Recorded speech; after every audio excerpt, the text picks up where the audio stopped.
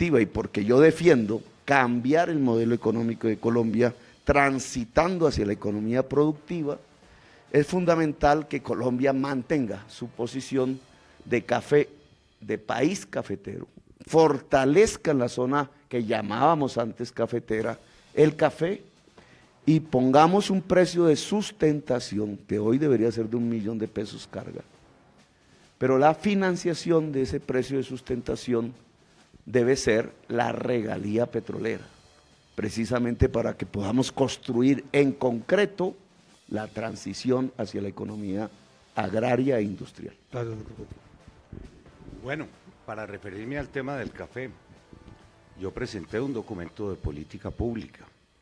Me he comprometido a que en los próximos 4 años podamos renovar 400.000 hectáreas cafeteras. Creo también en las coberturas para mitigar el precio a nivel internacional. Hemos venido analizando la propuesta del Fondo de Estabilización de Precios, pero no podía dejar de referirme a los temas de la red terciaria, de la competitividad en el campo. Me he comprometido en Colombia a avanzar 20 kilómetros en cada municipio de este país. Para el eje cafetero serán 232. Cenicafé requiere de mayor apoyo. Pero usted preguntó, Nicolás, que nos refiriéramos a muchos otros temas que bien valdría la pena mencionar, así fuera tangencialmente. El eje cafetero tiene un gran potencial en materia turística. De hecho, la UNESCO le reconoció el carácter de patrimonio de la humanidad al paisaje cafetero. ¿Cómo podría incrementarse la mano de obra si pudiéramos mejorar el turismo de nichos, el turismo de naturaleza, el turismo del termalismo, el turismo del paisaje, el turismo de la salud?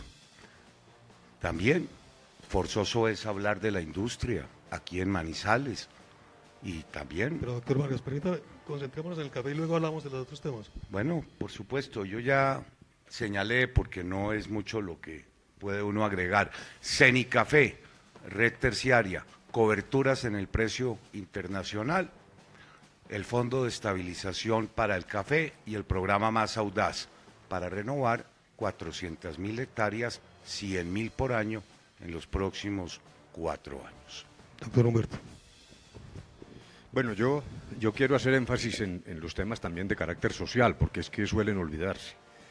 Dijéramos, mi experiencia como miembro que fui del Comité de Cafeteros, que nunca olvidaré, que me hace estar tremendamente comprometido con el gremio. Son 550.000 familias que dependen del café y además una organización sólida, democrática, es una cosa muy importante. Es el único gremio donde hay voto directo y así trabaja el gremio y así le responde a los cafeteros. Luego ahí hay un tesoro. Esto exige, por lo tanto, un tratamiento especial en condiciones de crisis como la que estamos viviendo. Yo estoy de acuerdo con la propuesta del Fondo de Sustentación, me parece que ya es una necesidad, y con un agresivo programa de renovación de los cafetales. Se están envejeciendo, se están llenando de plagas.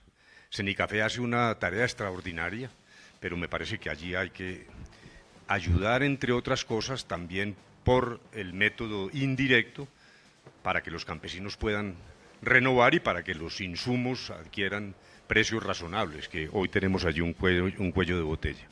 Pero también están los temas sociales. Los cafeteros están envejeciendo, no hay una generación de recambio de los cafeteros. En segundo lugar, también hay una queja de seguridad social, de pensiones. Son pequeñas parcelas, en promedio de 1.3 hectáreas, personas que realmente no tienen ningún tipo de seguridad. Mi propuesta sobre pensiones, que implica extender hacia una pensión universal de vejez, llega también a ese cafetero que a veces no tiene ni siquiera cómo cotizar para una pensión. Luego, me parece que no debemos descuidar esos temas de carácter social e ir generando a través de la formación de nuevos campesinos una especie de clase media rural, y no solo en el café, con condiciones totalmente distintas que permitan no solo renovar la caficultura, sino el recurso humano, lo que significa el campesino como tal. Me parece además que hay una línea clara de innovación. Ciencia y tecnología, en este caso Senicafé, abre posibilidades, como está ocurriendo en el Huila, en Nariño, de cafés especializados, mayor valor agregado, búsqueda de nichos en el exterior de mercado novedoso, y creo que ahí también hay una enorme capacidad de mejorar la productividad de la caficultura y el acceso a mercados que hoy simplemente están vedados. Y finalmente hay temas de la infraestructura, no solo los que tienen connotación social, acueductos y particularmente escuelas. El tema de jornada única tenemos que terminarlo, y me parece que hay algo que está ligado al café. Pero por último, vías terciarias. Las 4G de mi gobierno van a ser las vías terciarias. Muy bien. Voy a juntar ahora como 3 preguntas en una y no me perdonarían, están de Manizales, que nos vamos a aprovechar a todos ustedes para juntar 3 temas de infraestructura que son fundamentales, digamos, para el desarrollo de esta región. Uno, Aeropuerto del Café. O sea, nos gustaría que ustedes nos dijeran si al final del gobierno de ustedes vamos a ver despegando por lo menos un avión en la primera fase del aeropuerto. 2, hay otro anhelo que tenemos medio frustrado, que es el ferrocarril Buenaventura, La Felisa, que tiene un tramo que ha sido muy complicado de resolver. Y 3, hay también la necesidad, esa es una necesidad del país, de tener vías transversales que conecten el centro con el Pacífico, o sea, vías alternas al túnel de la línea. Hay una vía que pasa por Manizales, que pasa por Fresno y por el Páramo de Letras, que sería una vía que a nosotros nos parece que podría ser estratégica para el país. Entonces empiezo con usted, doctor Humberto, que fue el último, para que nos cuente de esas 3 cosas en particular, usted qué posición tiene. Bueno, primero sobre el aeropuerto, lo digo ahora y lo he dicho 1000 veces, y la última vez que estuve aquí hace pocas semanas lo reiteré. Yo sí tengo el compromiso con el aeropuerto, es que llevamos más de 40 años en esto, desde la época de Gustavo Robledo y Sasa, con alzas, bajas. Entre otras cosas, alguna vez el señor vicepresidente, el doctor Vargas, vino, reafirmó esa promesa en este gobierno, no se ha podido. Ese es un tema en el que siempre los caldenses estamos como a la espera de compromisos reales y no solo pues de promesas que no se cumplen. Hay unos problemas que arreglar, porque tampoco podemos ocultarlos. Hay glosas de la Contraloría por el orden de 60.000 millones, temas de corrupción que hay que limpiar de ese proyecto, pero yo me comprometo nuevamente, como lo he hecho siempre, en mi gobierno a terminar el aeropuerto. Yo estoy de acuerdo con que también está en deuda el ferrocarril a La Felisa, pero quisiera tomar la última parte de tus expresiones, Nicolás, porque me parece que en el tema de transversalidad hay algo extraordinariamente importante, y es el proyecto que arranca, primero, desde una visión multimodal, con la navegabilidad del río Magdalena, La Dorada, a partir de La Dorada, una vía transversal, cruzando la cordillera al norte de Cerro Bravo. Ese es un punto en el que la cordillera es muy baja y no muy ancha. Ahí se puede hacer un túnel que se puede denominar Cumandai, como se ha dicho, de tal manera que conectemos la región del río Magdalena con el Cauca, y eso nos permite llegar a Urabá. De tal manera que esa transversalidad no solo es una vía alterna a la línea, sino que realmente contribuye a una conexión que hoy no existe, porque siempre hemos venido trabajando por la ribera de los ríos del sur al norte. Esa es, dijéramos, una propuesta que algunos expertos en Caldas han hecho, que yo avalo y que me parece que tiene un sentido estratégico profundo, incluso que permite también que pensemos sobre el puerto de Tribugá, que es algo que también hemos venido alentando desde hace 30, 40 años. Ahí, dijéramos, una especie de prevención en Antioquia por los desarrollos en Urabá, donde el doctor Duque pudiera pronunciarse también sobre el tema de Tribugá, que es muy importante para los caldenses. Pues conservo el orden, si le parece, doctor Duque, para que y termina usted, que empezó con la primera pregunta. Quisiera seguir. Sí, señor. Tengo mucho que decir. Sé que el tiempo es limitado. 2 minutos. Bueno, ¿cómo no reconocer la gran autopista que avanza bastante bien?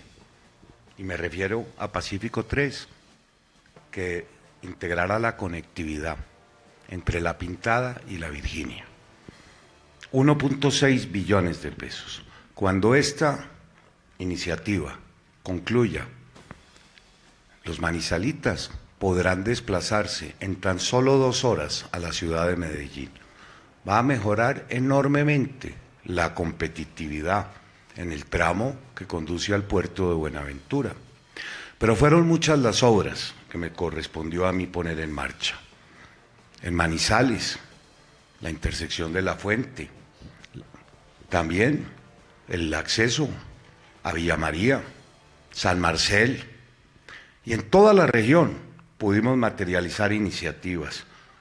El Paso Nacional en Montenegro, la Tebaida Montenegro, la doble calzada, el aeropuerto del Edén, ir a Quinchía, Virginia Ansermanuevo, pero aún hay mucho por hacer.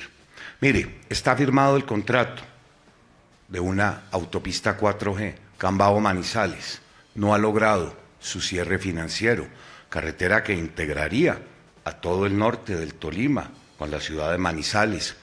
Yo en mi plan de gobierno me propongo construir la transversal de Caldas, esa iniciativa por la que tanto han soñado, que comunicará a Manizales con La Dorada. Ya está el tren que integra La Dorada con Chiriguaná en funcionamiento, pero vendrán algunas obras que no puedo dejar de mencionarle.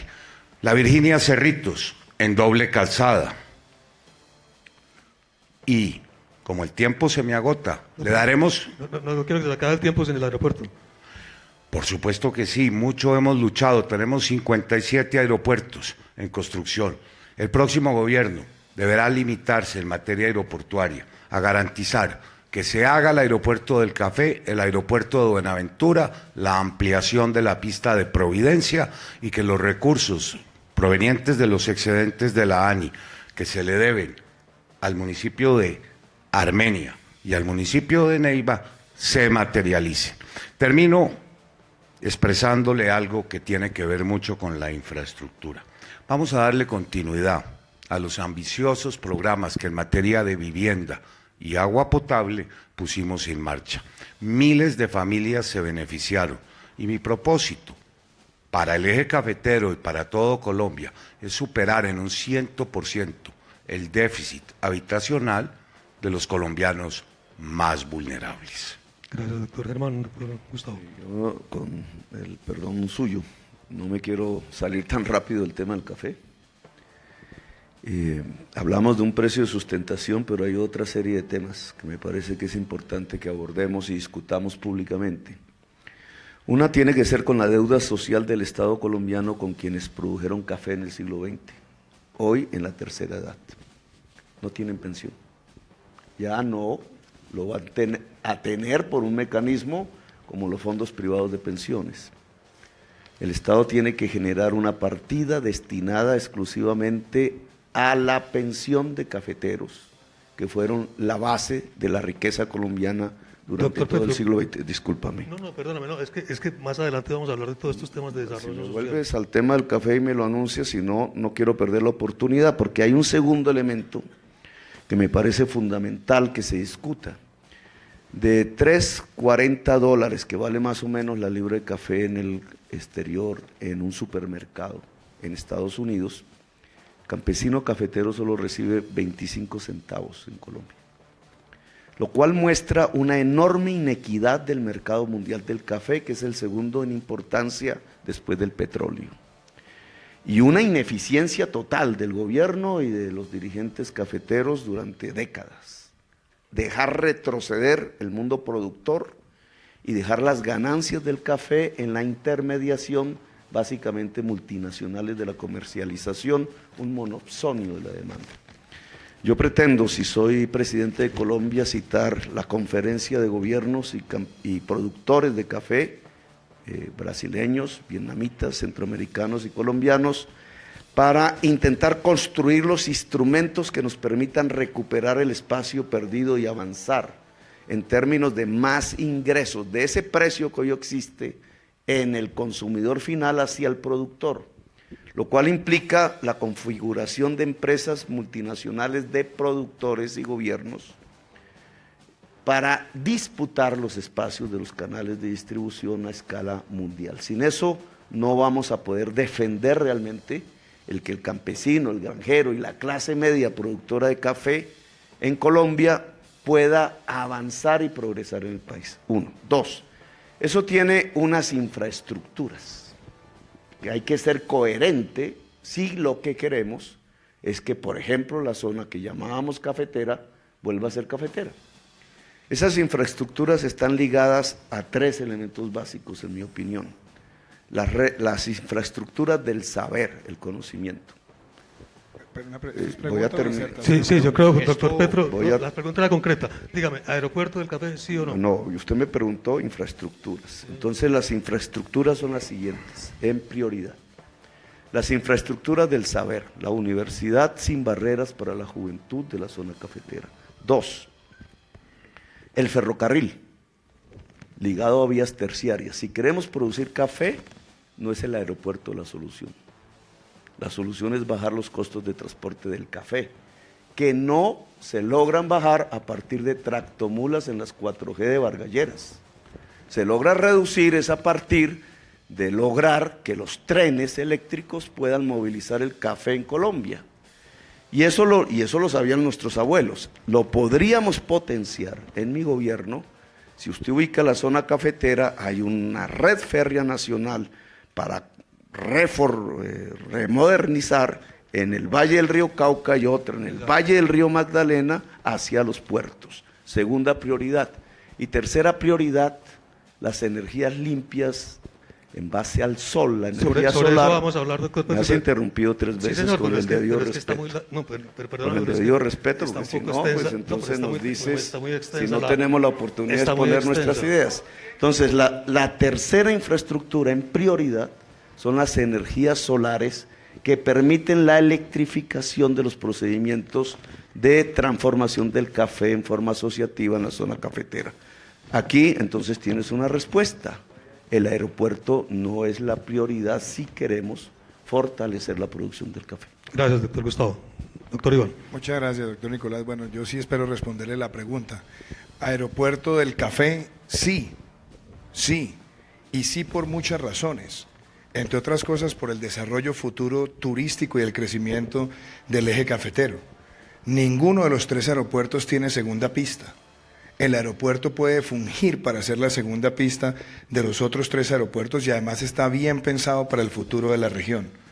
Hay unos recursos que pueden salir además de excedentes del aerocivil. Esa es una obra estratégica y se debe hacer. Segundo, aquí se ha tocado, y usted lo planteó, el tema de Tribugá. Tribugá es un puerto con una gran estrategia para la producción de esta región, inclusive para aumentar las exportaciones no tradicionales de la región. Y el gran reto que tiene el desarrollo de Tribugá también va asociado con una vía estratégica, que es la vía Ánimas-Nuquí, que desde hace mucho tiempo la vienen discutiendo los comités gremiales y lo vienen discutiendo muchas líderes de la región. Tiene unas enormes sensibilidades, pero hay que mirar cuál es el mejor trazado para tener esa vía que salga al puerto de Tribugá. Vías alternas, que usted dice para conectar el centro con Buenaventura. Sin duda hay una oportunidad que es ese corredor que va de Cambao en el Tolima hasta Manizales, empata con Mariquita por el páramo de Letras. Tiene un enorme valor y tiene un valor estratégico para la región y para no depender solamente de un corredor. Y yo diría que los 3 corredores adicionales que tiene Colombia, que están planteados inclusive por el Huila, pueden ser por la vía que es La Plata-Insato-Toró-Popayán, esa es una. La otra es Isnos-Paletará-Popayán. Y la otra que tiene posibilidades es La Plata, Belén, Santa Leticia, Popayán. Son ahí varios corredores que el país tiene que empezar a desarrollar. Y quiero decir una cosa, ya que se ha tocado el tema del café. Claro, el tema del café, al caficultor lo primero que hay que asegurarle es un precio mínimo, ya. No, esto no es retórica, así a 30.000 pies de altura, ya. Y segundo, el Fondo de Estabilización de Precios es una añoranza del sector cafetero. Y déjeme cerrarle con esto. Hay que ir pensando en la forma de darle cobertura pensional a esa población cafetera que está envejeciendo. Y lo que nosotros tenemos que buscar es que el principio de los beneficios económicos periódicos para el caficultor se asegure y el programa del adulto mayor se asegure. Hay que llevar el programa del adulto mayor a que tenga un monto en los próximos 4 años por encima de la línea de pobreza y que adicionalmente haga el pago del subsidio, no cada 2 meses, sino mensual. Eso nos ayuda también a eliminar la indigencia donde está mayor concentración de pobreza, y adicionalmente darle mayor cobertura futura al caficultor que no ha cumplido las 1.300 semanas. Gracias, doctor Iván. Va a cambiar un poco el tema. Pues tengámonos un poco para mantener la dinámica que traemos. Vamos a hablar de educación. Las universidades públicas tienen un déficit que ha sido constante a través del tiempo. Quiero que me cuenten cuál es su propuesta para solucionar ese problema, y ahí les cuño otra para aprovechar, y es si el programa de Serpilo Paga va a tener continuidad en el eventual gobierno de ustedes. Empiezo con el doctor Germán. Bueno, espero no me limite el tiempo, porque les va a pedir el favor a todos, para los demás candidatos. Y yo quiero pero no empiece ahora conmigo. No, mantener la flexibilidad. Bueno, que ustedes hace 2 meses, precisamente, vine aquí, a la ciudad de Manizales. La escogí para lanzar mi documento de política pública sobre el sector de la educación. Qué gran esfuerzo el que han hecho aquí en Manizales y en Caldas por convertirse en un piloto para la educación en Colombia. Tienen ya 11 centros universitarios, 30.000 muchachos cursando estudios secundarios. 3.500 personas han encontrado una oportunidad de tener un empleo de alta calidad. Todo eso hace que en materia de educación, de ciencia y tecnología, hoy Manizales sea un referente. Queremos que esto siga siendo así, aumentando los programas, avanzando en el bilingüismo, más instituciones de alta calidad, más grupos de investigación. Manizales debe ser la ciudad universitaria de Colombia y también un referente a nivel latinoamericano. Pero quisiera tomarme un par de minutos más. Es necesario avanzar en la cobertura del programa que le brinda una atención integral a los niños de 0 a 5 años, en salud, en educación, en nutrición, en acompañamiento. Tenemos ya a 1.200.000 de ellos. Nos falta un 50% más. El gran reto del próximo gobierno será escolarizar a 500.000 muchachos, brindar un mayor acceso a la educación superior. También el próximo gobierno debe ocuparse de cerrar la brecha entre la educación en el campo y la que se brinda en las ciudades. Difícilmente un niño en Colombia estudia más de 5 años en el sector rural. Manizales, ciudad universitaria de Colombia. Manizales, referente internacional. Gran capacidad tienen para convertirse en esa potencia. Gracias, doctor. Doctor Gustavo, les voy a pedir, la pregunta es concreta. Déficit de universidades públicas y Serpilo Paga. No va más Serpilo Paga por una razón fundamental. Es un programa meritocrático, solo pueden acceder los que ganen las pruebas, los demás quedan por fuera, y ya, de hecho, el Estado estaría diciendo que la mayor parte de la juventud queda por fuera de la educación superior. En la economía del siglo XXI, la sociedad del conocimiento es la base de la riqueza.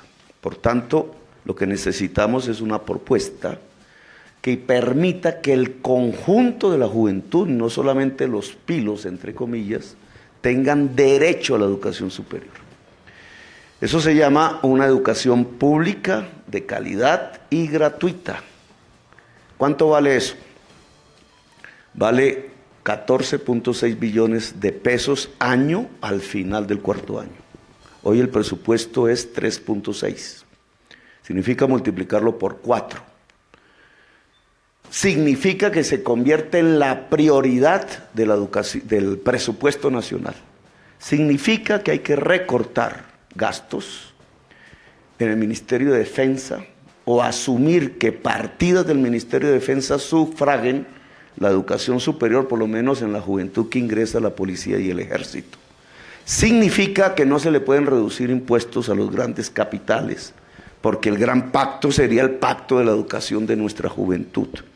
Y significa entonces que no es necesario ser pilo paga, porque habría acceso gratuito a la educación superior generalizado. No necesitamos el ICETEX como un banco de crédito por la gratuidad. Habría que condonar entonces las deudas del ICETEX.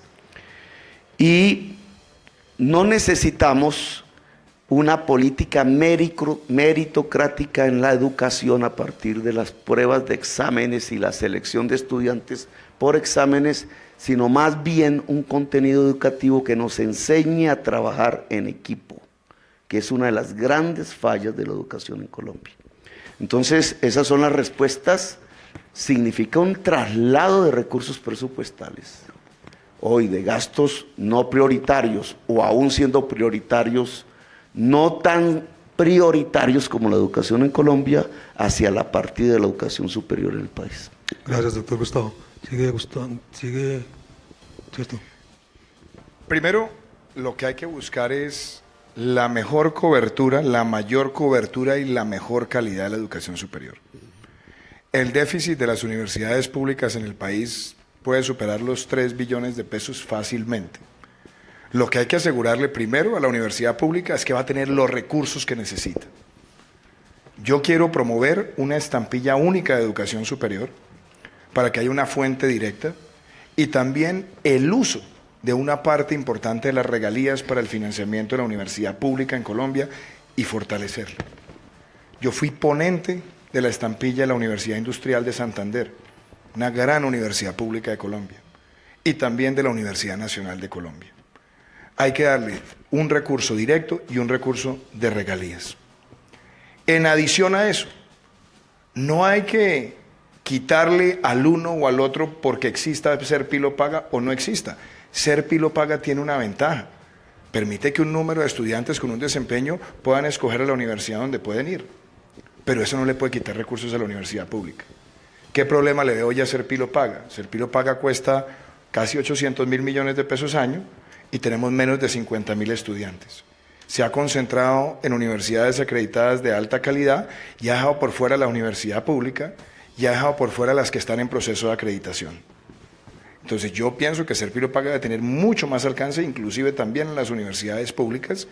Y por otro lado, también quiero impulsar la gratuidad universitaria, empezando por los jóvenes de estratos 1 y 2. Para que eso funcione, hay que habilitar los cupos. Y esos cupos requieren la combinación de educación presencial, semipresencial y virtual.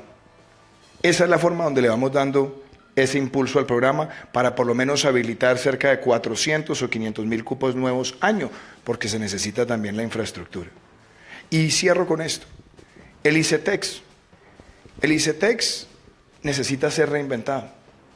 Necesita una reforma estructural.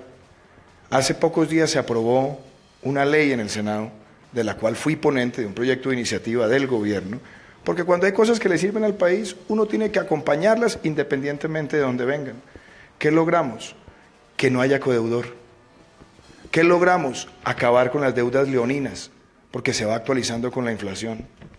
Y tercero, no se le cobra al estudiante a partir del momento de terminar los estudios, sino que se hace un perfil de pagos muy cómodos en el tiempo que se van descontando también de la nómina cuando empieza a trabajar. La combinación de todos estos instrumentos es lo que necesita el sistema educativo. Y yo digo, es sorprendente que hay muchos que hablan de todo gratis, pero quieren acabar todas las fuentes de ingreso de la nación. Aquí lo que queremos es garantizarle a todos los estudiantes, sobre todo a quienes más lo necesitan, que van a tener una educación de calidad, gratuita y sostenible. Doctor Humberto. Bueno, la pregunta es concretísima, pero me parece que es que quedaron como dos asuntos, como dos cuerdas flojas. En primer lugar, el doctor Vargas, yo le recordé, pero quiero ser más preciso, que en febrero del 2017, siendo vicepresidente Vilma Manizales, dijo, listo, yo me comprometo con el aeropuerto antes de terminar el gobierno. Y le endilgó la culpa al Ministerio de Hacienda porque dijo que no había dispuesto los fondos. Resulta que el Ministerio de Hacienda le dio unas declaraciones a La Patria señor director, donde dijo que no había ninguna solicitud allá de dinero para Aerocafé, y me parece que eso no ha sido respondido. Y al doctor Petro yo sí quisiera decirle que estoy de acuerdo con que el transporte carretero tiene todas las desventajas que él dice, pero el aeropuerto del café no tiene nada que ver con el café fuera del nombre. Es que las posibilidades y potencialidades del aeropuerto del café se refieren desde el mismo transporte de pasajeros. Hay que vivir aquí para saber uno todo un día o 2 días en la nubia esperando a salir de aquí. Y luego la potencialidad que desata el aeropuerto en términos de floricultura, de frutas, de otro tipo de transporte, porque el café no se transporta en avión. Luego realmente a mí me parece que ese no es el argumento contra el aeropuerto. Bueno, en concreto, primero, énfasis en la universidad pública. Yo estudié en la Universidad de Caldas, universidad pública, estudié además con una beca del gobierno. Luego, realmente lo que más me impresionaba de la universidad pública era la capacidad de concentrarnos como sociedad. Éramos amigos todos de todos. Eso se ha perdido. El sistema educativo está fragmentando a los colombianos. Y me parece que hay que recuperar ese punto de encuentro, no para suprimir la educación privada, no, yo no estoy diciendo eso.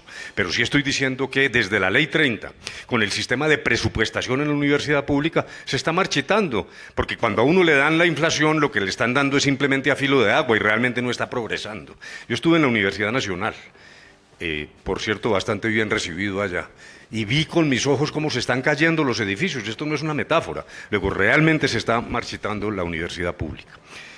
Estoy de acuerdo en que la prestación del servicio de educación superior debe ser universal y gratuito, y me convenció la gratuidad, entre otras cosas, mi fórmula vicepresidencial, por una razón, porque si la educación es un derecho, no hay lugar a discriminar ni hacia abajo ni hacia arriba.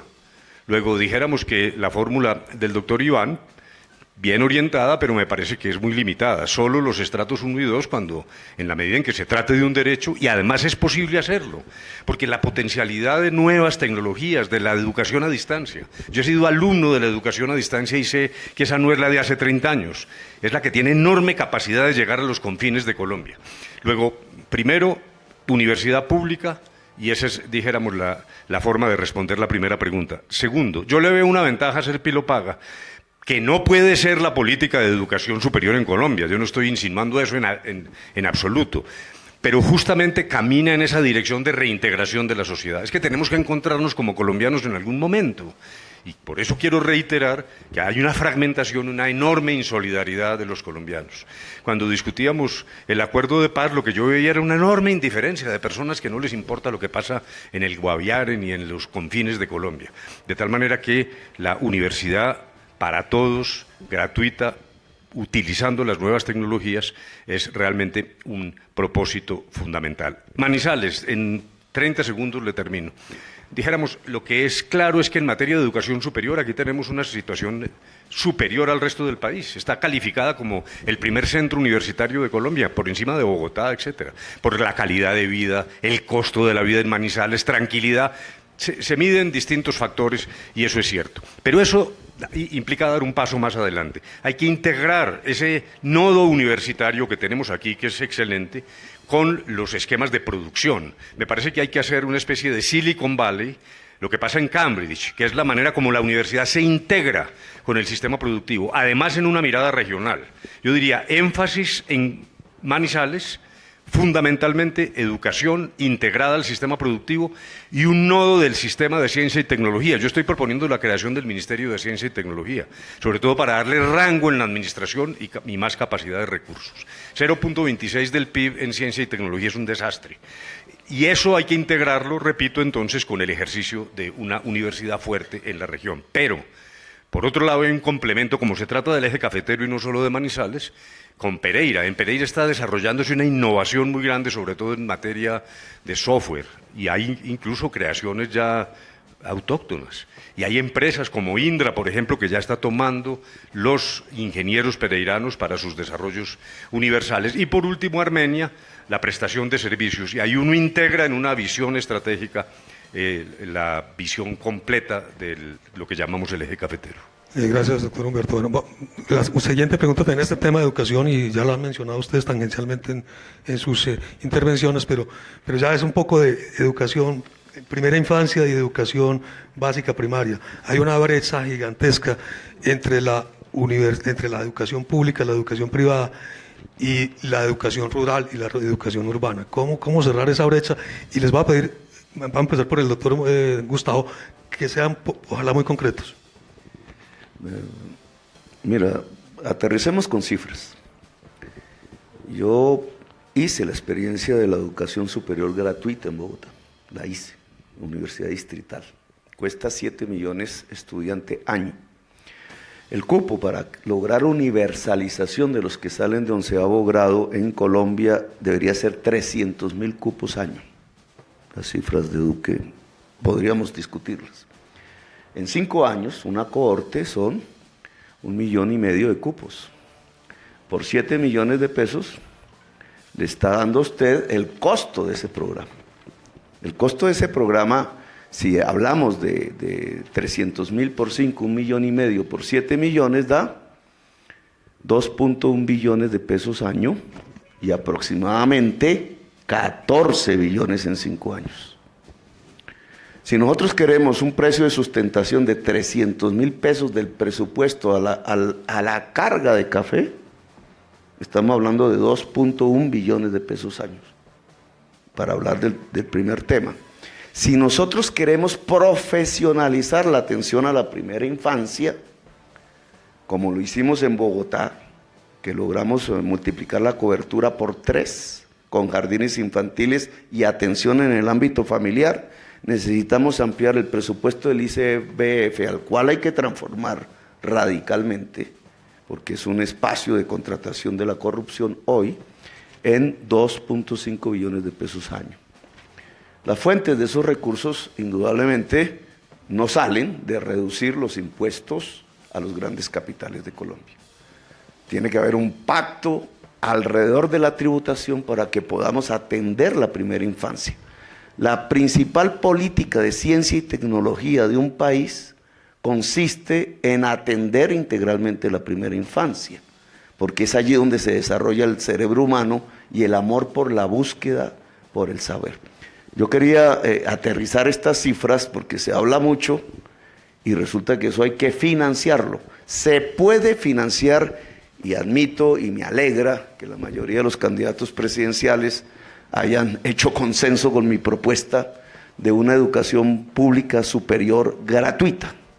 Pero eso vale aumentar en el presupuesto nacional 14 billones de pesos el presupuesto de la educación superior. Yo estoy dispuesto a hacerlo.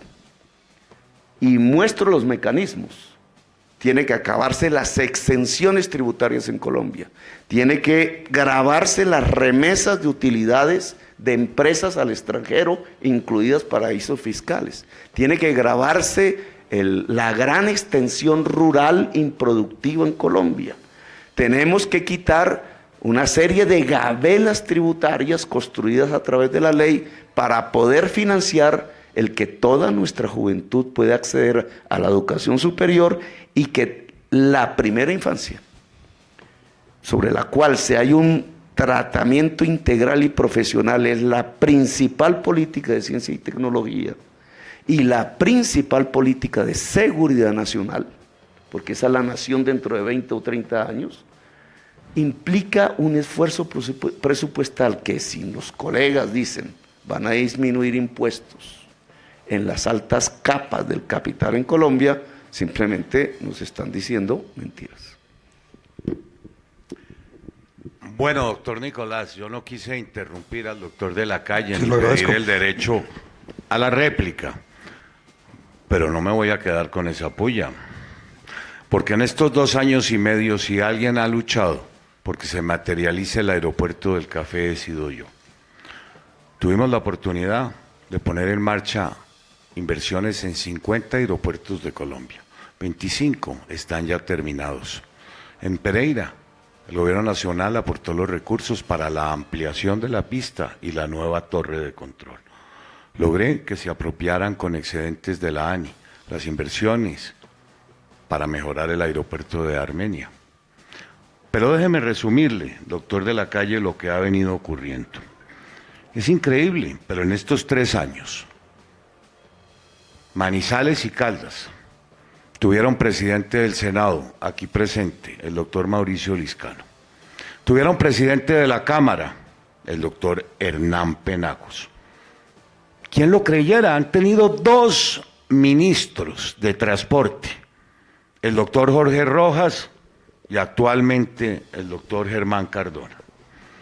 Todos a lo largo de estos 2 años y medio, porque quiero comprometerlos a todos, hemos hecho como un solo hombre los mayores esfuerzos para que el Ministerio de Hacienda apruebe y autorice las vigencias futuras, doctor de la Calle.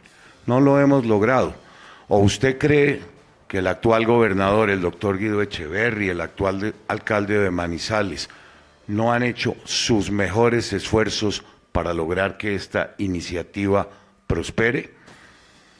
De manera que yo no podía quedar en entredicho. Sí me comprometo, como presidente de Colombia, a iniciar y sacar adelante esta iniciativa, que mucho le va a convenir a la competitividad del departamento. Pero, doctor de la Calle, no le diga a este auditorio, porque usted ha trabajado en varios gobiernos. Lo hizo en el gobierno de Virgilio Barco, lo hizo luego en el de César Gaviria, estuvo presente en el gobierno del doctor Andrés Pastrana, fue vicepresidente de Samper y tiene gran influencia con el doctor Santos. Usted lleva también luchando 40 años y el aeropuerto aún no arranca. Yo tomé esta iniciativa tan solo hace 2 y como presidente de Colombia lo voy a materializar. Ahora sí, perdóneme, le contesto su pregunta. Yo ya me referí en los temas de educación. Este gobierno, uno de sus grandes logros es el haber avanzado en la gratuidad en materia de educación básica. Ahora, coincido con ustedes, queremos extenderla a la educación superior. Este gobierno dejó 1.200.000 niños en el programa de atención integral, no el tradicional del Instituto Colombiano de Bienestar Familiar. Se aumentaron enormemente las coberturas. Ahora hay que hacer un mayor esfuerzo por mejorar la calidad y la pertinencia de la educación. Y eso me permite también exponerle algunas ideas sobre los temas de ciencia, investigación y tecnología. Estamos en primera infancia. ¿Estamos en primera infancia? Sí. Bueno, entonces quedemos en que ya tenemos 1.200.000 niños, acción del presente gobierno, y vamos por 1.300.000 más de niños vulnerables que carecen de esa atención. Gracias. Sigue, doctor, el que quiera. Bueno, yo empezaría, o quieres tú, Humberto. Bueno, entonces déjame, yo arranco. Yo lo que diría es, pero lo vi ahí como que está. El tema de la primera infancia en el país es trascendental para derrotar la pobreza. Nosotros tenemos un porcentaje muy importante de niños que están entre 0 y 5 años. Y la brecha de la pobreza empieza ahí. Esa atención a la primera infancia arranca por nutrición. El mayor problema que tenemos hoy en esa capa es que la gran mayoría de niños en esa franja no está recibiendo todos los micronutrientes que necesita para desarrollar la corteza prefrontal del cerebro para el aprendizaje. No consume hierro con frecuencia, no consume zinc con frecuencia, no consume omega 3, no tiene a disposición esos micronutrientes. El programa de nutrición hay que llevarlo con mucha mejor focalización a esa población y quitándole la mano de los políticos en la contratación, permitiendo la supervisión de padres y madres de familia, de asociaciones comunitarias. 2. Es cierto que el país ha avanzado mucho en cobertura de atención integral, pero el país está rezagado en educación preescolar de calidad.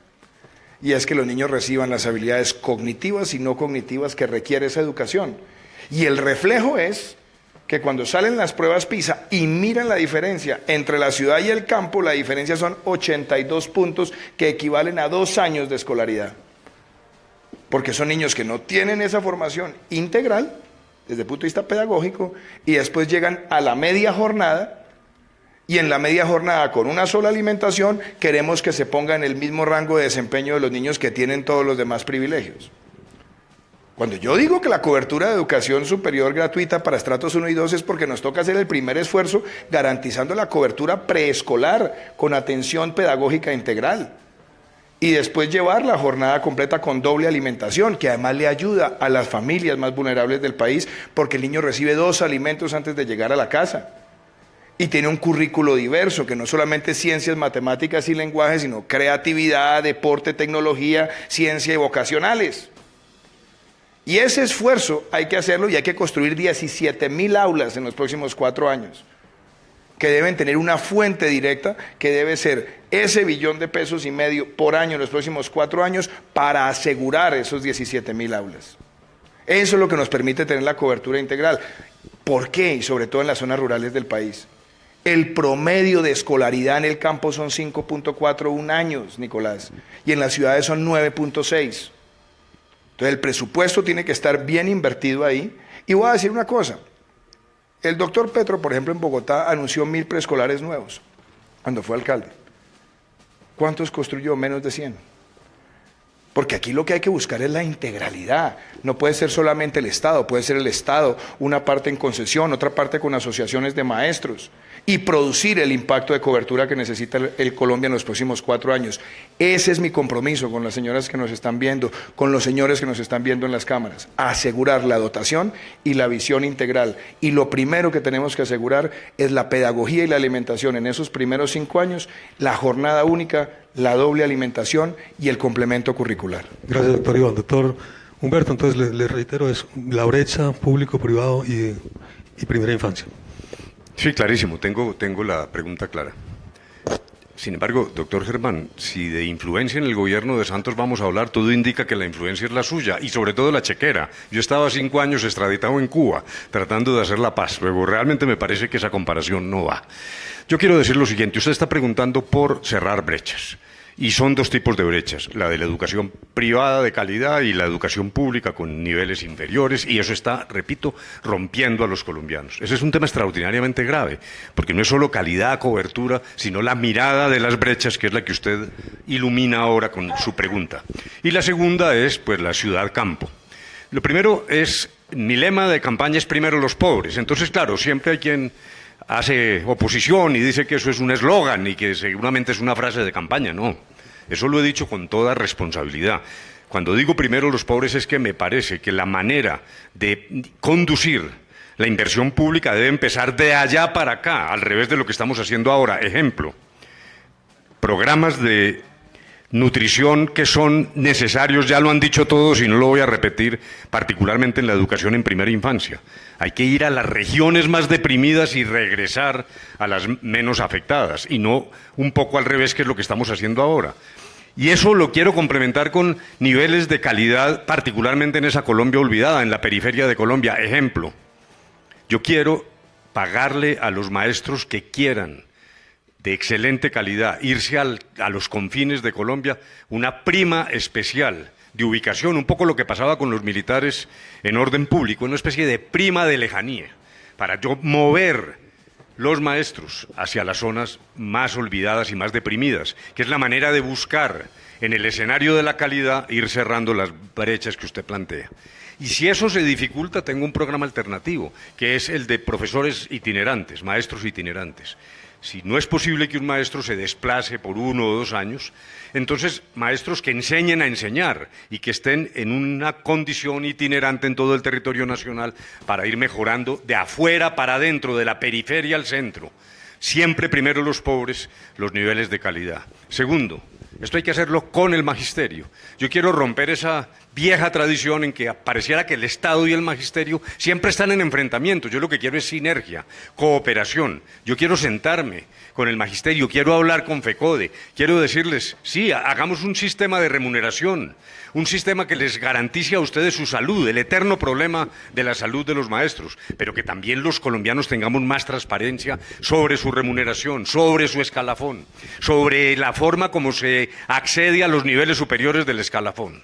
En tercer lugar, en efecto, aquí se ha hablado del tema de nutrición, que es crucial, pero lo que no tenemos en Colombia es una línea, un programa estratégico, educativo, un currículo universal. Esto se dijo desde la famosa Comisión de los Sabios, presidida por García Márquez, porque está deshilachado el sistema. ¿Qué quiero decir?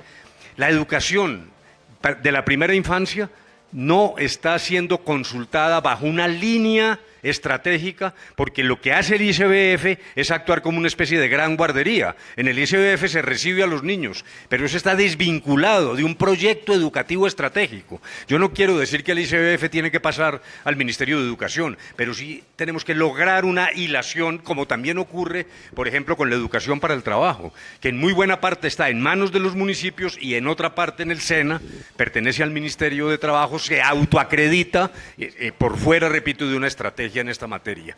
Luego, ese es un segundo elemento, que es el de los maestros. Esto hay que hacerlo con los maestros. Y por último, habría mucho más para decir, pero que no se roben los alimentos, hombre. Es que lo que está pasando es que la corrupción está inundando a Colombia por todas partes.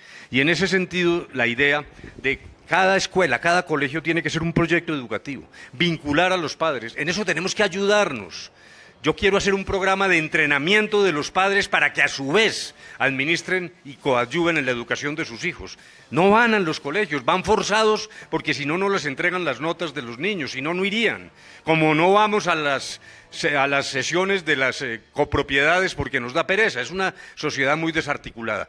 Y ahí me parece que solo con una cosa elemental, que es un celular, los padres, cooperados con un sistema de asociatividad, pueden estar vigilando la calidad, llamando cuando la comida no llega, cuando está de mala calidad, cuando aparecen los gusanos en las lechugas, como los vimos en la televisión. Entonces, me parece que es un proceso de integración de comunidades educativas con alumnos, padres, maestros y el Estado siempre impulsando.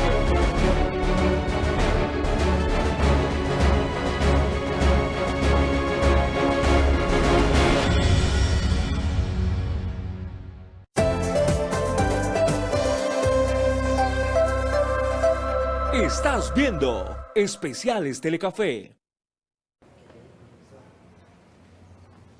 ¿Y las botas? No tengo, profe. Así no la puedo dejar entrenar. Son normas de seguridad, Sonia. Pero si en Bumburo entrenaba así y está descalza. Chicos, vamos a hacer... Profe, pero si no entreno ahora, ¿cómo voy a mejorar la técnica? No la puedo dejar entrenar. Esas son las normas, Sonia. Así no la puedo dejar entrenar. ¿Sí? Chicos, vamos.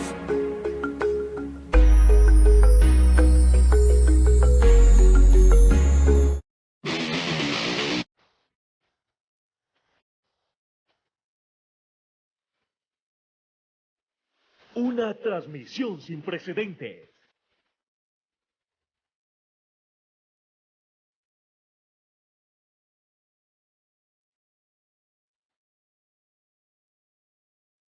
Dos días de producción, 2 unidades móviles de televisión y 3 locaciones, para lograr un producto verdaderamente multipantalla.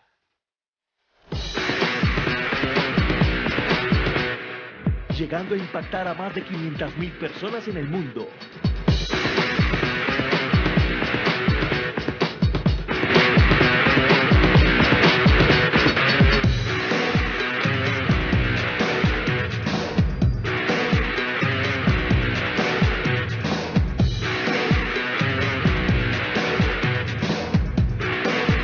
La carrera de enduro más importante del planeta se vivió solo por Telecafé, expresión de lo nuestro.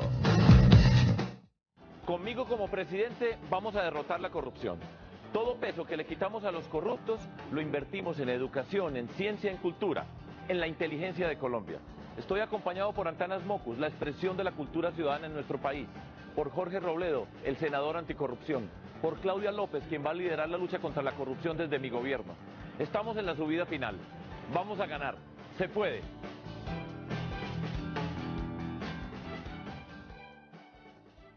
En el 2018, seguimos fomentando la industria audiovisual de la región con el desarrollo de contenidos que informen, eduquen y entretengan a todo nuestro eje cafetero. Por eso, invitamos a todos los productores audiovisuales de la región a participar en las convocatorias públicas para la realización de un concurso de música popular. 5 series documentales, 3 series de ficción. Envía tus propuestas hasta el 23 de mayo. Mayores informes en nuestra página web www.telecafe.go.co. Participa para que continuemos siendo expresión de lo nuestro.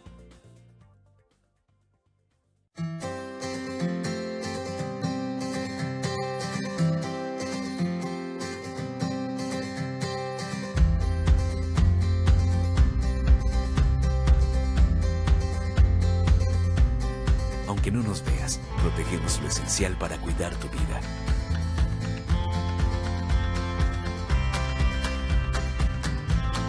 Dale visto bueno a todo lo que consumes. INVIMA, Gobierno de Colombia.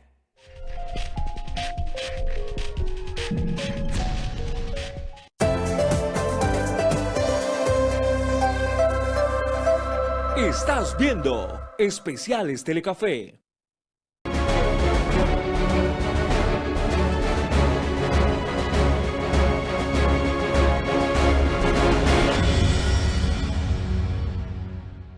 Doctor Humberto, ya para ir cerrando, porque entiendo que ustedes tienen compromisos adicionales y reiterándoles el agradecimiento por estar acá en Manizales, quiero hacer una pregunta un poco positiva. Todos ustedes conocen el eje cafetero, han venido muchas veces, y todos a fuerza de oírse en los debates han escuchado las propuestas de los demás. Quiero que nos digan qué del eje cafetero creen que se debe replicar en el país, cuál es el ADN de aquí que ustedes dicen, hombre, aquí hay una potencial importante que podemos replicar en el país. Y por otro lado, que me digan de las propuestas de los demás, de sus compañeros de contienda, ¿cuál les gusta? Una propuesta, no tienen que votar por él, pero ¿hay alguna propuesta en particular que diga, esta cosa de pronto me gustaría implementarla? Doctor Petro, empiezo con usted. Bueno, me toca una réplica porque la sincronizo con su pregunta. Mire, doctor Duque, en Bogotá nosotros aumentamos la cobertura integral a la primera infancia de 90.000 niños a 270.000, aun cuando el ICBF retrocedió en 30.000 sus cupos. Y lo hicimos en dos ámbitos. El ámbito institucional, que es lo que se llama el jardín infantil, para mayores de 3 a 5 años, abrimos 1.400 aulas. Lo que pasa es que usted tiene que contar las estadísticas de Secretaría de Integración con Secretaría de Educación para hacer las cuentas bien. 1.400 aulas ya es buena parte de lo que usted propone hacer como aulas en la nación. Esas 1.400 aulas incluso tuvieron tecnologías nuevas, por eso usted cuando habla de construir también se equivoca. Instalamos jardines infantiles en 3 meses. Tecnologías nuevas, de última vanguardia, que permiten instalar un jardín infantil en 3 meses, con mejor confort que el jardín infantil construido. Pero además arrendamos, además hicimos varios métodos para lograr que esa primera infancia tuviera atención. Tiene usted razón en que el problema está en la desnutrición. Y para ponerlo en términos más sencillos, el niño desnutrido entre 0 y 5 años se come el cerebro para sobrevivir y pierde permanentemente su capacidad de no haber sido desnutrido para pensar, para racionar. El 17% de los niños en Colombia están desnutridos. Nosotros llegamos en Bogotá a una cifra que a mí me enorgulleció. En Bogotá no muere ni un niño de hambre, pero aún falta por hacer. En La Guajira fue al contrario. ¿Por qué en otras regiones es al contrario? Porque hubo unas reformas en la política pública de la educación, una hecha por Andrés Pastrana, su padrino doctor Duque, y por Álvaro Uribe Vélez, su padrino doctor Duque, que le quitó los recursos de la educación para llevarlos a salvar banqueros, el primero, y la guerra, el segundo. Doctor Petro, en aras pero usted tiene la profesión de interrumpirme. No, pero le pido que sea breve. Déjeme, porque... Sí, pero no me pida, yo soy breve. No está siendo breve, perdón. Por favor. Y eso significa que al reducir los recursos corrientes de la educación, quitando el artículo de la Constitución del 91, produjeron la media jornada, por eso no tenemos jornada única, produjeron la desfinanciación del preescolar, rechazaron el artículo constitucional de 3 años obligatorios de preescolar y pusieron el sistema educativo colombiano en la peor de las circunstancias. Entonces, si usted está de acuerdo en que hay que nutrir los niños para educarlos y que la educación puede llegar a ser gratuita, incluso en su escala de educación superior, lo primero que hay que hacer es derogar la reforma constitucional que el presidente Álvaro Uribe Vélez impuso en el Congreso de la República y que le quitó los recursos a la educación, condenando a la niñez a la desnutrición. Ahora, usted me dice qué me gusta de los candidatos en sus programas. Indudablemente le reconozco a Humberto de la Calle su esfuerzo por la paz. Y en ese esfuerzo del posconflicto, a mí sí me gustaría tener su colaboración, si soy presidente, no por irrespeto, sino si la decisión popular llegase a premiarme, me gustaría tener su colaboración en asuntos de paz. El doctor Duque tiene que, me gustan varias de sus propuestas que ahora usted mismo rechaza. Su propuesta salida de la experiencia bogotana de los CAMAT alrededor del consumo de drogas y el tratamiento no policivo que presentó al Congreso, me parece importante. Me parece importante que podamos hacer un frente común en relación a recuperar los recursos de la educación para la gratuidad y para la primera infancia. Del doctor Germán Vargas Lleras, que se ha, digamos, en la política de hábitat, vivienda, que desarrolló como vicepresidente, solo le agregaría una condición: en vez de que fuese de vivienda, debería ser de hábitat, lo cual podría ser que esos planes de vivienda se construyeran no en lugares remotos donde la gente no tiene dónde comer, o en lugares de alto riesgo, como sucede en este momento en Bogotá, donde la gente se puede inundar. Cuando uno traslada la política de vivienda a hábitat, ya tiene que reconocer esos factores que son claves en una política de construcción de vivienda. Muchas gracias, doctor. Iván. Bueno, muchas gracias. Primero, de nuevo a la pregunta, ¿qué me gusta del eje cafetero? A mí me gusta del eje cafetero muchísimas cosas. Me gusta la cultura de laboriosidad, que me parece algo importantísimo para seguirla promoviendo en todo el país. Me gusta la forma en la que el eje cafetero ha ido conectando el paisaje cultural cafetero con la oferta turística y al mismo tiempo complementándolo con algo que venimos promoviendo hace tiempo, que es la economía naranja. La cultura, las artes, la música, el folclore, la artesanía.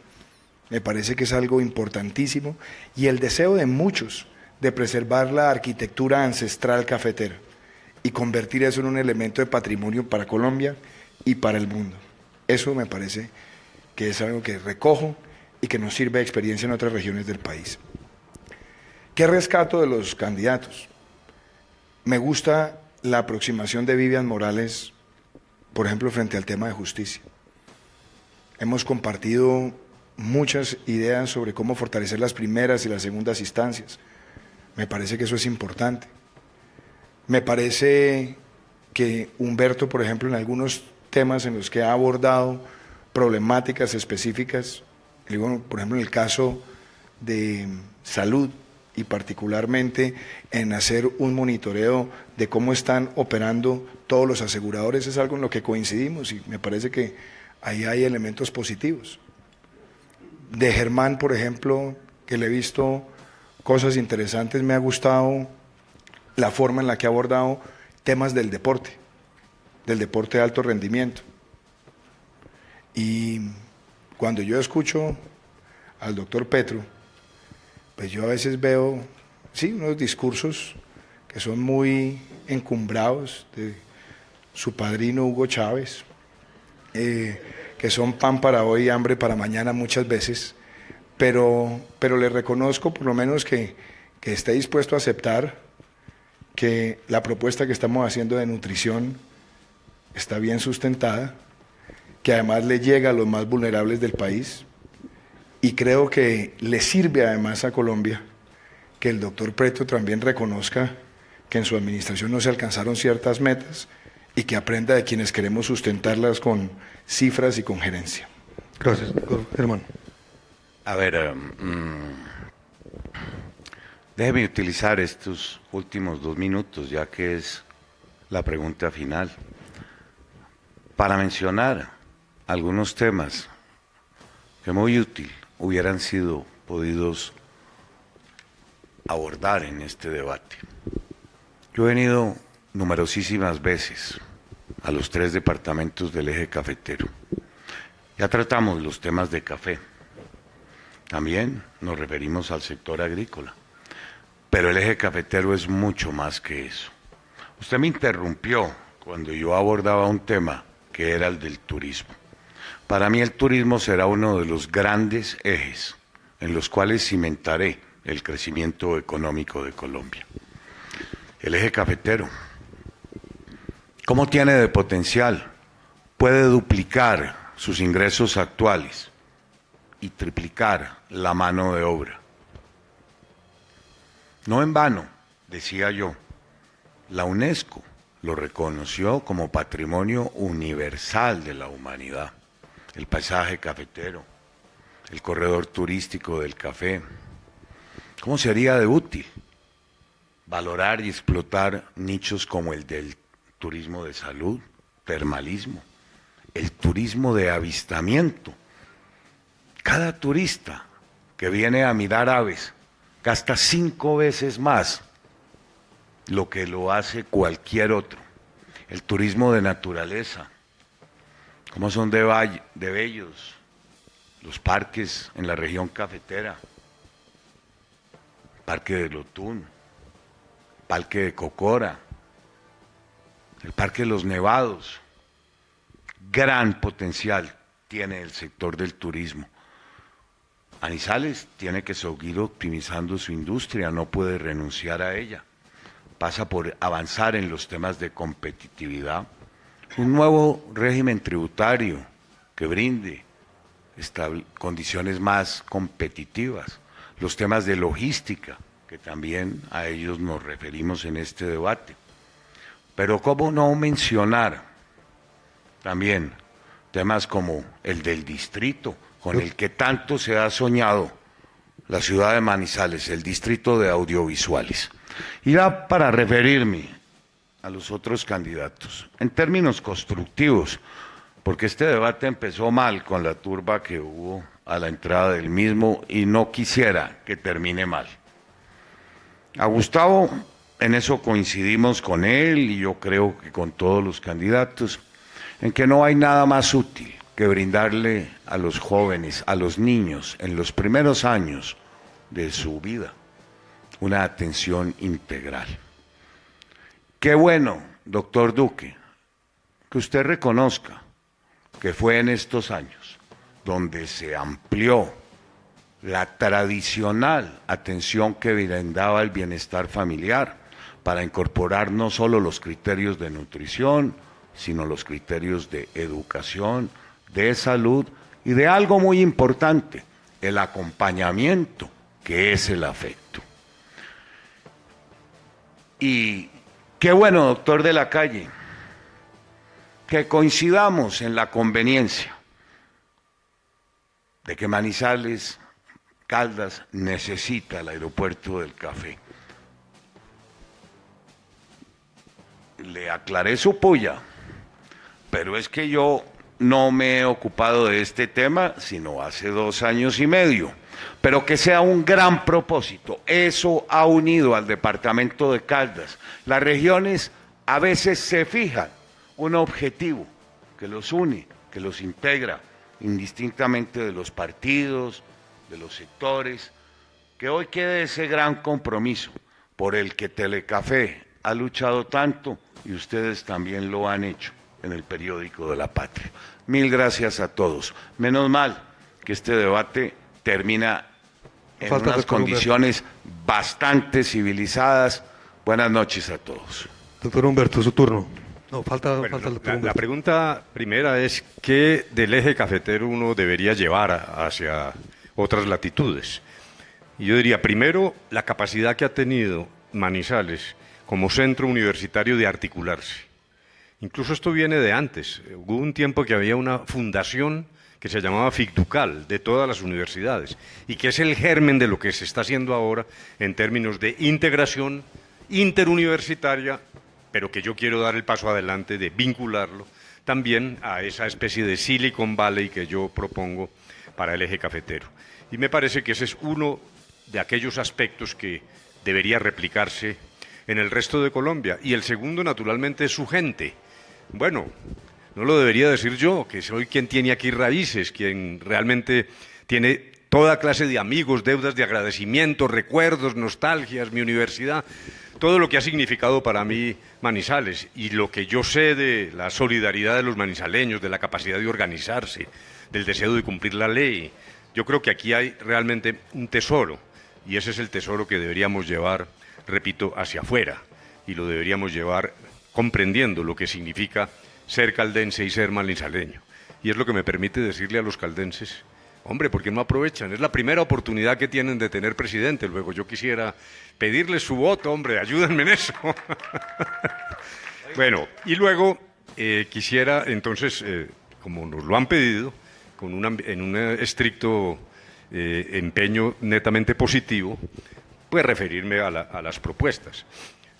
Esto está muy grave en Colombia porque si uno habla de los candidatos luego le ponen una especie de barómetro. ¿A quién le tiró más duro? Eso me pasó a mí ayer y entonces empiezan las quejas, ¿no? Le tiró más duro a Furano o a Perencejo y entonces lo que está buscando es alianzas con uno o con otro, no. Que no se interprete esto en términos de alianzas. Yo voy a ir a la primera vuelta y no estoy en ese plan. El doctor Duque me parece que tiene una visión moderna del Estado. Yo comparto su idea del emprendimiento, de lo que significa un Estado más sencillo, que llegue más directamente en términos de lucha contra la informalidad, que es un tema estructural de fondo. Tengo diferencias con él, porque me parece que es legítimo también decir en qué tenemos diferencias. En primer lugar, ya he dicho varias veces que su idea de fusionar las Cortes me parece que es un error, que es un paso atrás. Yo creo que eso terminará afectando la tutela. Y en materia rural, él tiene un modelo de ruralidad que yo no comparto, pero que es legítimo sencillamente en un ejercicio democrático. El mío arranca del campesino, no desconoce la potencialidad de la agroindustria. En algún momento el doctor Duque dijo que mi idea era paternalista. No, no lo es. Yo lo que quiero es desatar las fuerzas creativas del campesino, pero no olvidarlo. En segundo lugar, yo le reconozco a Germán Vargas, primero, su valentía. Germán Vargas es, dijéramos, una persona que ha afrontado enormes dificultades y también su capacidad de gestión. Eso me parece que es indiscutible y hay programas donde realmente se ha destacado, todo lo que tiene que ver con infraestructura, vías públicas, viviendas. Yo tengo ideas distintas.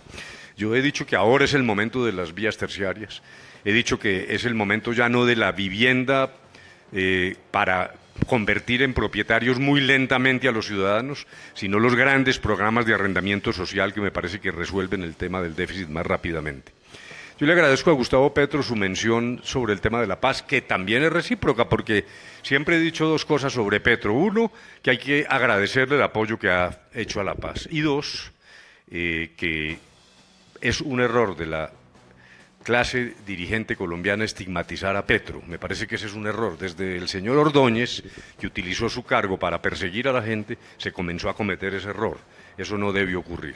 En materia rural, yo comparto algunas de las cosas, no todas, pero yo sí estoy en la línea de la reforma rural integral, del acceso a los campesinos, coetáneamente, porque hay tierra para todos con los desarrollos agroindustriales, pero una política rural debe comenzar por estabilizar el campo, brindar acceso, no dejar para después una asignatura pendiente que la clase dirigente colombiana por miopía no ha cumplido, con ilustres excepciones, como la del abuelo de este señor, que se llama Germán Vargas Lleras, a quien yo le tengo que reconocer, que trabajó a fondo con la reforma agraria.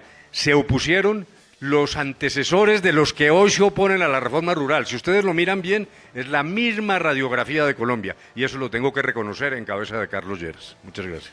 Gracias, doctor Humberto. No me parece, les va a proponer un minuto para que cierre cada uno. Yo no necesito un minuto. Bueno, lo que le quiero pedir una frase de cortesía, que no sé que no los molestará.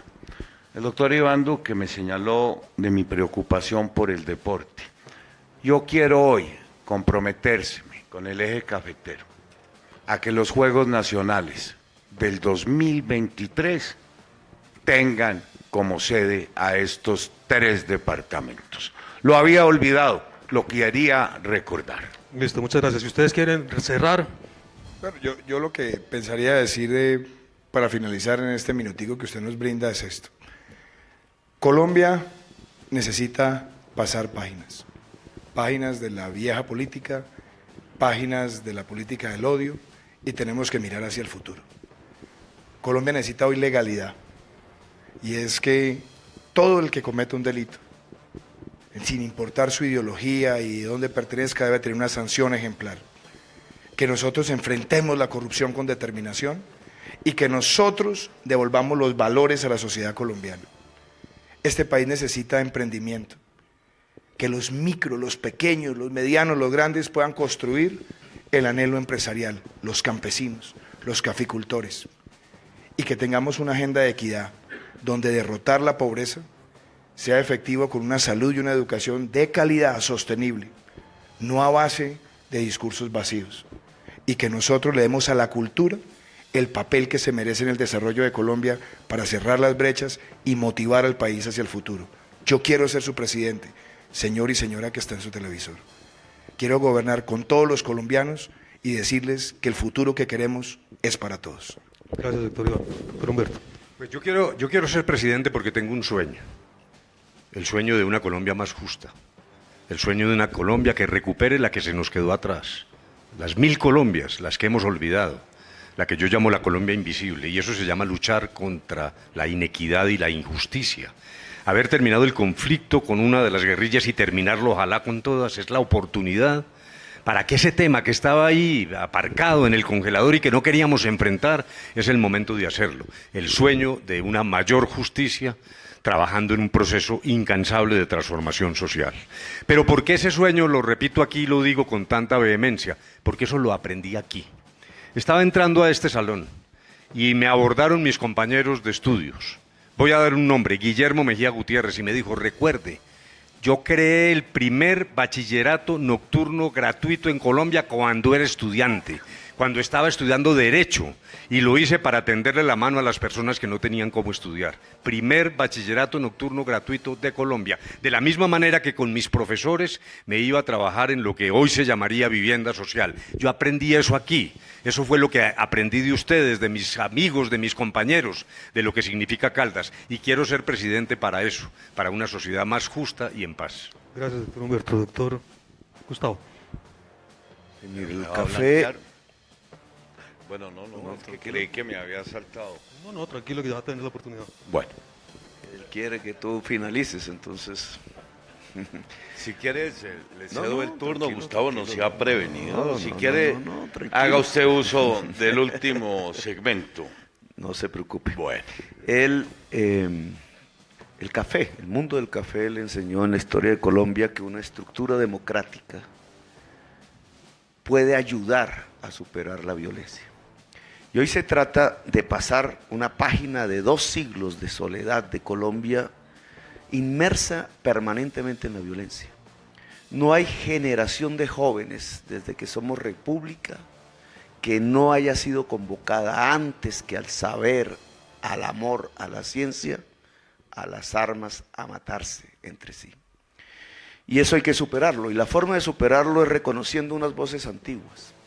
La de Alfonso López Pumarejo, que planteó que había que superar el latifundio para modernizar a Colombia. La de Gaitán, que dijo que la paz es justicia social. Si queremos que se abra el horizonte de una era de paz en Colombia a partir del próximo gobierno de manera definitiva, tenemos que dejar de ser la tercera sociedad más desigual del mundo. El café nos enseña cómo. Tenemos que construir justicia social. Y esa justicia social, es decir, la disminución de las desigualdades, no pasa por expropiar los ricos, como dicen las cadenas de odio. Pasa por enriquecer los pobres, los que menos condiciones económicas tienen. Y eso implica democratizar créditos, salir del gota a gota, salir del data crédito, construir banca pública. Eso pasa por democratizar las energías limpias, por democratizar las tierras que hoy son improductivas pero son fértiles, y lo digo con profundidad, por democratizar el saber, el conocimiento.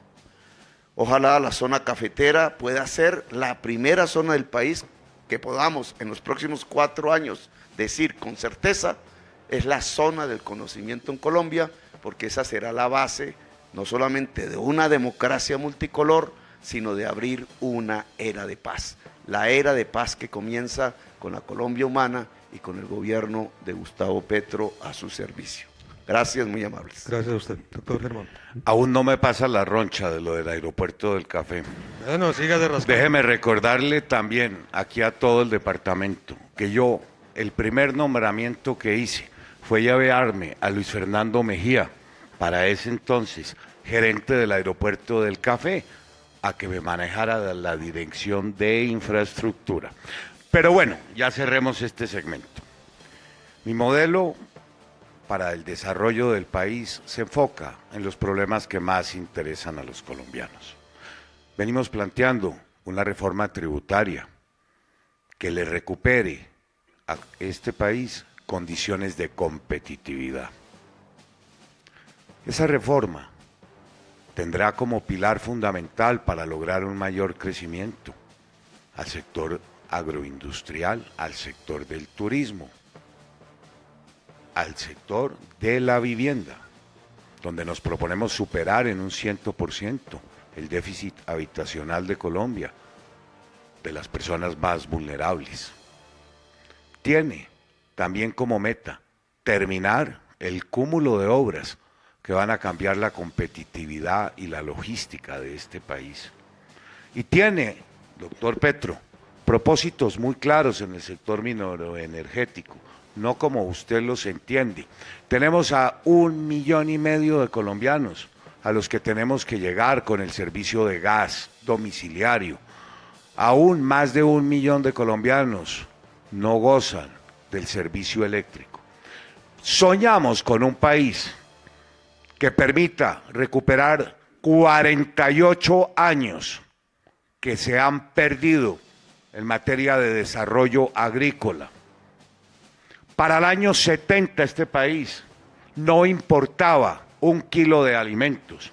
Hoy lo hacemos en 15 millones de toneladas. Para el año 70 el sector agrícola contribuía al crecimiento nacional con un 36%. Eso se ha reducido a un 6%. Yo sueño con un país que pueda avanzar en materia de formalización del empleo, que genere millones de empleos en los próximos años. A lo largo de estos meses he presentado 25 documentos de política pública que los invito esta noche a que los consulten. Están en la fundación, en la página web Fundación Carlos Lleras. Los invito a que los miren, nos hagan sus aportes, sus comentarios, también sus críticas. Mil gracias por esta oportunidad. Muchas gracias, reitero las gracias a todos ustedes y a las personas que hoy asistieron al teatro, pues nuestras disculpas por el cambio de formato, pero yo creo que nos salió mucho mejor así y pudieron ustedes de manera tranquila exponer sus ideas. Muchas gracias. Gracias.